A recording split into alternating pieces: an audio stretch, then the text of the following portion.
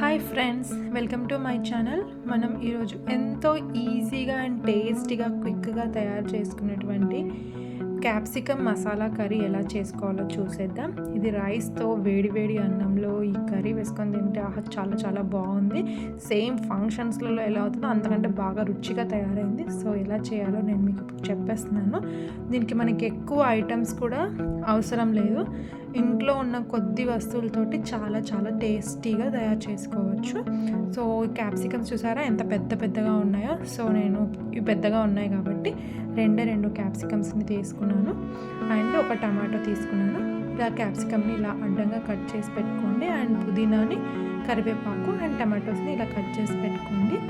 చాలామంది క్యాప్సికంలో ఆ గింజలు తీయకుండా అలాగే వండేస్తున్నారు. అలా వండకూడదు. ఆ గింజలను తీసేసి ఇలా కట్ చేసి పెట్టుకోవాలి. తర్వాత క్యాప్సికమ్ మసాలాకి మనం మసాలా ఎలా చేయాలో చూసేద్దాం. చాలా చాలా సింపుల్. కేవలం మన ఇంట్లో ఉన్న పల్లీని కొద్దిగా మనం పెంక పైన వేడి చేసుకొని కొద్దిగా వేయించుకొని, నేను పొట్టు కూడా చూడండి మొత్తం తీయలేదు, కావాలనే కొన్ని ఉంచాను.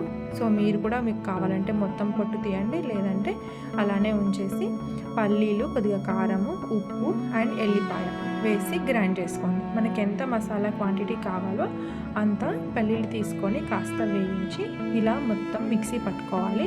ఇది ఇలా మంచిగా మొత్తం పొడిగా ఇలా పిండిలాగా అవ్వాలి. దాన్ని మొత్తం ఇలా మనం క్యాప్సికంలో స్టఫ్ చేసి పెట్టుకోవాలి. సో ఇది ఫస్ట్ ప్రాసెస్. సో ఇది అయిపోయాక ఆనియన్స్ని కూడా తీసుకొని చిన్న ముక్కలుగా కట్ చేసుకోండి. మీకు ఇన్ కేస్ పల్లీలతో పాటు మీ ఇంట్లో నువ్వులు కూడా ఉన్నాయనుకోండి, కాస్త నువ్వులు కూడా వేయించి దాన్ని కూడా మిక్సీ పట్టుకొని కలిపి పెట్టుకోండి. లేదు మన దగ్గర నువ్వులు లేవు అని అంటే కేవలం పల్లీలతోటి చాలా చాలా చాలా టేస్టీగా ఈ క్యాప్సికమ్ మసాలా కర్రీ అవుతుంది. నేను ఈ క్యాప్సికమ్ మసాలా కర్రీని ఇప్పుడు కుక్కర్లో చేస్తున్నాను. కుక్కర్లో ఎందుకు చేస్తున్నాను అని అంటే జనరల్గా క్యాప్సికమ్ ఉడకడానికి చాలా టైం పడుతుంది. మన దగ్గర అంత టైం లేదనుకోండి, చక్కగా కుక్కర్లో పెట్టేసుకొని ఒక 2 విజిల్స్ వచ్చేసేయండి, క్విక్గా మనకి వంట రెడీ అయిపోతుంది. ఆకలిగా ఉన్నప్పుడు త్వరగా అవ్వాలంటే cooker is the best option. So కుక్కర్లో నేను 2 స్పూన్స్ ఆఫ్ ఆయిల్ పోసాను. మీరు జనరల్గా చూసినట్లయితే నా వంటలలో నేను ఆయిల్ అంతా తక్కువగా వాడతాను, బట్ రుచి మాత్రం అదిరిపోయేలా ఉంటుంది.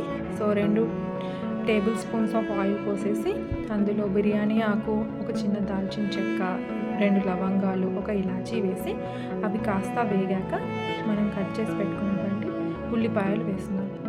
చాలామంది నూనె ఎక్కువ పోస్తేనే రుచిగా ఉంటుంది, టేస్ట్గా ఉంటుంది అని అనుకుంటారు.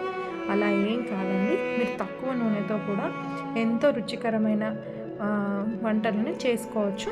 మీకు తక్కువ ఆయిల్తో వంటలు ఎలా చేసుకోవాలో చూడాలంటే నా ఛానల్లో వెళ్ళి చూడండి, చాలా రెసిపీస్ ఉన్నాయి. సో ఈ ఆనియన్స్ త్వరగా ఫ్రై అవ్వడానికి నేను కొద్దిగా సాల్ట్ వేస్తున్నాను. ఇది ఒక చిన్న టిప్, మీరు కూడా ట్రై చేసి చూడండి. అండ్ పసుపు వేస్తున్నాను. సో ఈ ఆనియన్స్ని మాత్రం బాగా ఫ్రై చేసుకోవాలి ఆయిల్లో. అవి కొంచెం లైట్ బ్రౌన్ కలర్ వచ్చేంత వరకు మనం ఫ్రై చేసుకోవాలి. సో ఆల్మోస్ట్ మన ఆనియన్స్ లైట్ బ్రౌన్ కలర్కి వచ్చేసాయి. ఇప్పుడు ఇందులో మనం తీసుకున్నటువంటి పుదీనా అండ్ కరివేపాకు వేసేస్తున్నాను. సో ఇవి కూడా కాస్త ఆయిల్లో వేగనివ్వాలి. దాని తర్వాత కట్ చేసి పెట్టుకున్నటువంటి టమాటోస్ని వేస్తున్నాను. సో ఈ టమాటోస్ కూడా కొద్దిగా మగ్గాక ఇందులోనే కారం, ఉప్పు వేసి ఈ టమాటోస్కి బాగా పట్టేలాగా కలుపుకోండి. అండ్ ఇందాక అల్లం వెల్లిపాయ పేస్ట్ వేయలేదు, సో ఇప్పుడు వేస్తున్నాను. అది ముందే వేసామనుకోండి అడుగు అంటుకుపోతుంది. సో అందుకని టమాటోస్ వేసాక కారం, ఉప్పు, అల్లం వెల్లిపాయ వేసుకోండి. ఇప్పుడు ఎందుకు కారం వేస్తున్నాము అని అంటే ఆల్రెడీ మనం మసాలా కారం వేసాము, అది మసాలాకి సరిపోయేంత వరకు మాత్రమే ఉంది. సో ఇప్పుడు కొద్ది కారం వేసుకుంటే ఈ టమాటో ముక్కలకి కూడా చక్కగా కొద్దిగా కారం అనేది పట్టుకుంటుంది అనమాట. చూడండి, ఆల్మోస్ట్ మన టమాటాలు ఉడికిపోయాయి. ఈ టమాటాలు అంతా స్మాష్ చేసేయండి, ఏం పెద్ద ముక్కలు ఉండకుండా మొత్తం అంతా ఇలా ఉడికిపోవాలి. దీని తర్వాత మనం స్టఫ్ చేసి పెట్టుకున్నటువంటి మన క్యాప్సికమ్ ఉంది కదా, ఆ క్యాప్సికమ్ని డైరెక్ట్గా ఇందులో పెట్టేసేయండి. మీరేం కలపనవసరం లేదు, ఏం లేదు. ఇదంతా కూడా కొద్దిగా చిన్న మంట మీద చేసుకోండి. మీరు పెద్ద మంట మీద పెట్టి ఇలాగ పెట్టారనుకోండి మాడిపోతుంది. సో చిన్న మంట మీద పెట్టుకొని వీటన్నిటిని అందులో పెట్టేసేసి కుక్కర్ ఊరికే విజిల్ పెట్టుకొని ఊరికే మూత పెట్టండి. కొద్దిగా అదేంటంటే ఉడికినట్టుగా అవుతుందన్నమాట అప్పుడు క్యాప్సికమ్. సో ఏం చేయండి, మీ దగ్గర ఇంకా ఏమైనా మసాలా మిగిలితే ఆ మొత్తం మసాలా, మిగిలిన మసాలా కొద్దిగా వాటర్ వేసేసి ఇందులో పోసేయండి. కనీసం ఒక 1.5 గ్లాస్ వాటర్ అన్న పడుతుంది. మనకి ఈ కొంచెం గ్రేవీ అనేది కావాలి కాబట్టి చూడండి, నేను 1.5 గ్లాస్ వాటర్ జార్లో వేసేసి మిగిలిన మసాలాతో అంతా కలిపేసేసి డైరెక్ట్గా పోసేస్తున్నాను. సో మీరు చూసుకోండి, ఎక్కువ వాటర్ పోస్తే మాత్రం లిక్విడ్ అంతా రుచిగా అయిపోతుంది. సో కొద్దిగా చూసుకొని 1.5 గ్లాస్ వాటర్ అయితే ఇప్పుడు సరిపోతుంది. ఇప్పుడు మనం కుక్కర్ విజిల్ పెట్టుకోవాలి.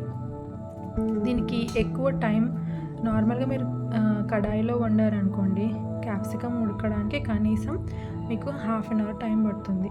మళ్ళీ నాది మీడియం మంట మీదనే ఉడికించుకోవాలి. అందువల్ల నేను కుక్కర్ విజిల్ పెట్టాను, 2 విజిల్స్ వచ్చేసాయి. చూడండి, రెడీ. ఎంతో టేస్టీగా అండ్ ఈజీగా తయారైపోయింది మన క్యాప్సికమ్ కర్రీ. సేమ్ మనం ఫంక్షన్స్లలో చేసుకుంటాం కదా, అంతకంటే బాగా వచ్చింది. నార్మల్గా మీరు కొత్తిమీర పైన చల్లేసుకొని హాయిగా వేడి అన్నంలో పెట్టేసుకొని తింటే ఎంతో టేస్టీగా ఉండే క్యాప్సికమ్ కర్రీ రెడీ. చూసారు కదా, ఎక్కువ హడావిడి లేకుండా తక్కువ పదార్థాలతో ఎంతో టేస్టీగా క్యాప్సికమ్ కర్రీ ఎలా తయారు చేసుకోవచ్చో మీరు కూడా ట్రై చేసి ఎలా వచ్చిందో కమెంట్స్లో చెప్పండి. మీకు నా ఈ రెసిపీ నచ్చితే నా ఛానల్కి సబ్స్క్రైబ్ చేసుకొని లైక్ చేసి షేర్ చేయండి.